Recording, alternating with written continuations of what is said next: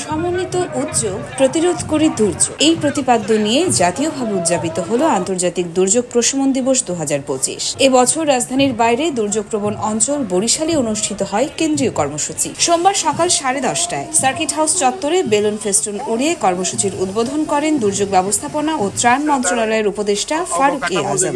এরপর নগরীর প্রধান সড়ক প্রদক্ষিণ করে শোভাযাত্রা গিয়ে শেষ হয় জেলা শিল্পকলা একাডেমিতে। আলোচনা সভায় প্রধান অতিথির বক্তব্যে উপদেষ্টা বলেন, বাংলাদেশ বিশ্বের অন্যতম জলবায়ু ঝুঁকিপূর্ণ দেশ।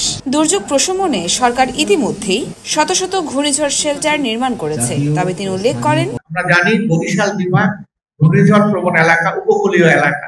এখানে অনেকবার উদাহরণ এসেছে 70-এর প্রলয়ঙ্করী ঘূর্ণিঝড়ের কথা, তার সাম্প্রতিককালে সিডর আইলার কথা। কিন্তু সাম্প্রতিককালে আমরা দেখেছি ইয়াস, মোখা, সিত্রা এবং রিবেল, এগুলিতে আমাদের মৃত্যুর সংখ্যা কখনো 2 সংখ্যায়, কখনো 1 অঙ্কে, এমনকি কোনো কোনো ঘূর্ণিঝড়ে কোনো কারো মৃত্যু হয়নি। আমরা শুধু মৃত্যুর সংখ্যা কমানোই আমাদের লক্ষ্য নয়। আমাদের লক্ষ্য আমাদের যে জনবল, আমাদের যে সম্পদের ক্ষয়ক্ষতি হয়, জীবন ও জীবিকার ক্ষয়ক্ষতি হয়, সেগুলিকে হ্রাস করা।